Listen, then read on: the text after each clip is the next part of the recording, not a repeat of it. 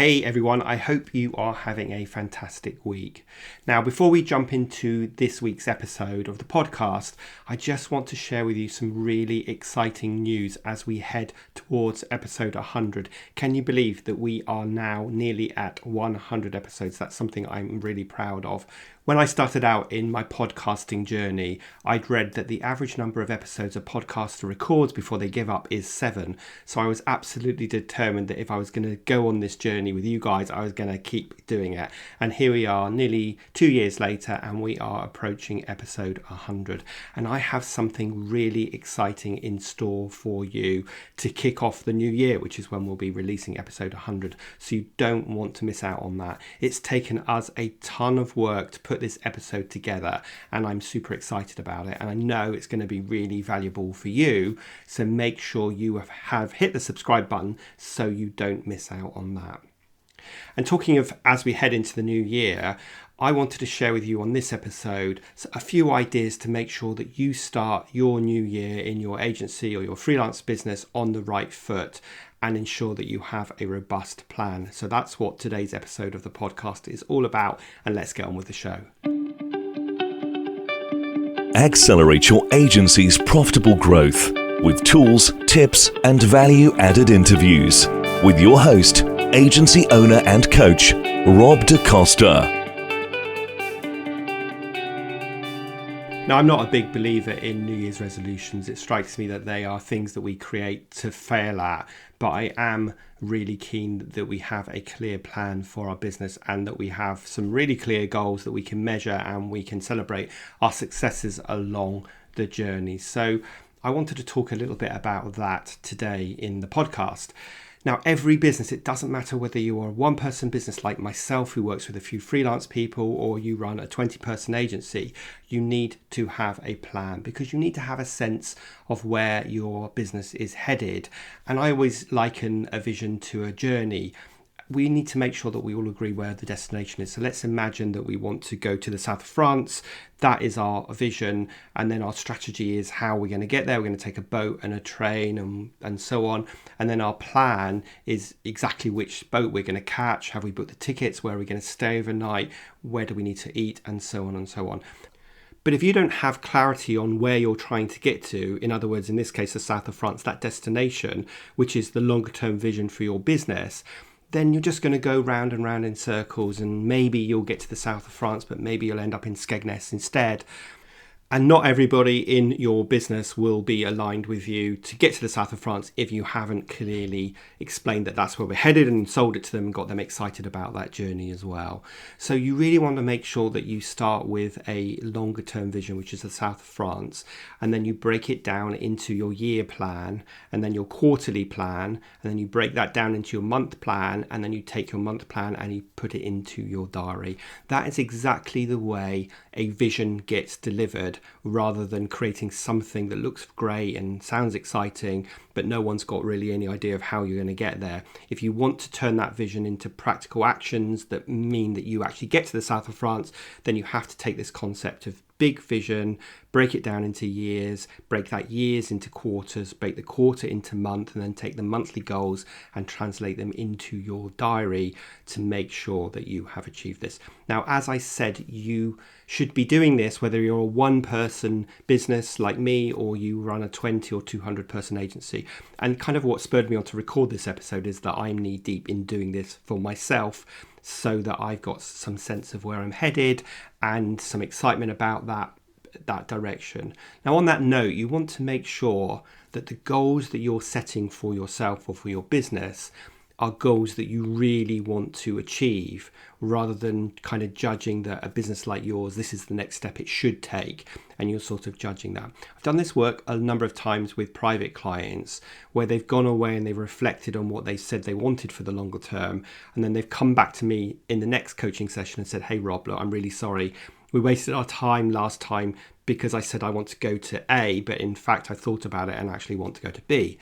And I say, no, of course we didn't waste our time, because sometimes you have to say you want to go to A to realise that you want to go to B, if that makes sense. So make sure that your vision is something that really excites you, and also make sure that you connect your personal aspirations and your personal goals into your business vision, because we are entrepreneurs, we run our business, and that's one asset of our life, or one aspect of our life rather, but we need to tie in all of our personal aspirations as well. So I'll give you an example of that. One of my goals this year was to start working 4 days a week. Now, if all I did was have that as a kind of a dream that I'd like to work 4 days a week, it was never going to happen. So I needed to have a strategy to getting there, which meant getting more efficient, focusing on the things that move the needle for me and stopping doing other things. And most importantly, know why I only want to work 4 days a week. And the reason why is because I've got a kind of a side project, which is all to do with my camper van and creating a YouTube channel and a new website. And I wanted to have a day a week to focus on that. And that's what I've managed to do, but it was only because I put a plan in place. And that gives you an example of how I've tied my personal aspirations and my personal vision into my business vision.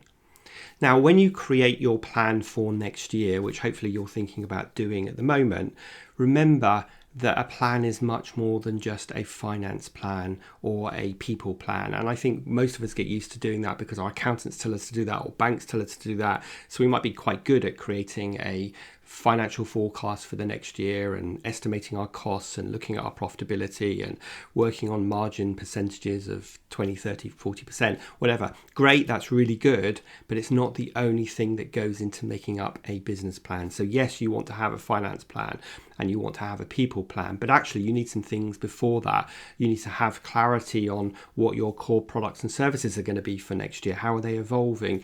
You want to have clarity on who your target market is and who your ideal client is, and again, how is that evolving? You want to get your pricing right for those products and services. Then you want to have a sales and marketing plan in place so that you understand how you're going to win that business, and then you can take all of that and then, and only then, turn that into a finance plan and start considering what kind of resources do I need to serve this level of client, this level of product, this level of revenue. And then you're thinking about your team, whether that be an in-house team, a remote team, or a virtual team. Once you've done this work, you can start to figure all of that out. Now, if that sounds overly complicated, it isn't. And I would really encourage you to keep it simple. In fact, when I do vision work with my private clients, we get the whole project done within probably 2 to 3 coaching sessions. And we create a thing called a 3-page plan, where page 1 captures that longer term vision, which might be 5 years and 3 years. Page 2 captures the 1 year vision and the quarterly plan. And then the third page is the monthly plan. And you really want to work on keeping it simple. You don't want to make this a massive list. And I'm going to give you one tip here, that you should never have more than 7 projects. So 7 projects for the year, or 7 projects for the quarter, or 7 projects for the month. 7 is your magic number. You might only have 2 or 3, but you certainly can't have more than 7.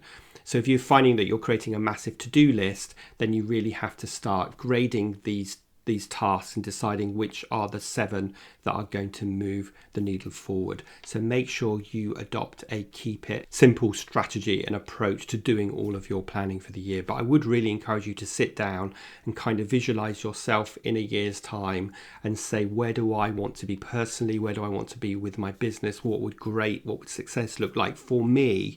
What do I want? And the reason you want to do that is because you want to make sure that you are in control of the direction that your business is heading, rather than letting external factors dictate your course of travel. And trust me, if you don't create a plan, and if you don't have a vision for the year, and if you're not constantly reviewing that plan, then you will be letting external factors dictate your direction. And of course, sometimes those external factors are massive, such as a pandemic or a recession, but most of the time they're smaller external factors that if we don't have a plan, they will have a bigger impact on the direction that we head. It might be simply that you take on completely the wrong client because you don't have clarity of who your ideal target client is, and that client takes your business in a different direction. They're really difficult to service. You have to invest an inordinate amount of time managing them. So have a plan. And on the note of external factors, you want to make sure that your plan is dynamic so that you can look at it every month and say, what do we know today that we didn't know last month? And then you should be willing to change your plan accordingly. That doesn't mean you're failing. It just means that your plan is reflecting the reality of now, as opposed to creating this beautiful plan, a 3-day away day with all of your senior team, casting it in stone, and then using it to beat yourself up as it becomes more and more out of date because you're not willing to keep it up to date. So make sure that you get into the rhythm of allocating some time every month to spend in the strategy space, which is looking at your plan and saying, how do we need to amend it? Now, if you have a team, then that's great. At your senior leadership team meeting, you should be using this plan as the basis of your conversations. But if it's just you, then just simply allocate an hour in your diary once a month where you're getting all of your kind of tactical now distractions away, and you're just looking at your plan and saying, where are we? What do I know today that I didn't know last month? How did I do with the goals that I set for last month? And what goals do I need to set for this month? Now, if you keep finding the fact that the tasks and goals that you set for last month keep getting transferred into this month, then you are overestimating how much you can get done. So you need to be much more practical and honest and realistic with yourself and say, based on my kind of client service day-to-day workload, how much of these working on the business projects can I do this month? And like I said, it could just be 1 or 2 projects, but it definitely can't be more than 7 projects. And so use the number 7 as a way to filter what you should do and what you shouldn't do, what sits on your waiting list until you've got those other 7 projects completed. Now, it often helps to do this work both in terms of actually setting the vision for the year, but also reviewing the vision by getting away from your desk. So try and either, if you work at home, find a different room to work in, or even go to a coffee shop or a hotel. Or if you're in the office, try and get out of the office and be somewhere inspirational so that you can literally remove yourself from the day-to-day as well as mentally removing yourself from the day-to-day. And that gives you the sort of space to think longer term and actually put yourself in the position of where will we be in a year's time? What would great look like? And what do I want to achieve? And how does that tie into all of my other personal stuff that's happening outside of my work as well? So that's just a few tips and reminders of what you should be doing as you head into the new year. If you want any help with this or you've got any questions, please do reach out to me. I always get back to people who do reach out. So my email address is in the show notes today. And if you've got any questions about your vision or about the process, then do reach out to me. I'm also going to share a link to one of my free guides called Creating a Sustainable and Profitable Agency. And this digs into what we've talked about today in more detail. So again, I'll put the links to that in the show notes and go take a look, download that and use that to help you guide your planning for the next year. But other than that, I hope you have a brilliant rest of the week. As ever, if you've enjoyed this episode, please consider leaving a review on Apple Podcasts. That helps the algorithm show more people just like you this podcast, and that helps me reach and help more people. Other than that, have a brilliant weekend, and I will see you next week as we head towards episode 100 of the Agency Accelerator Podcast.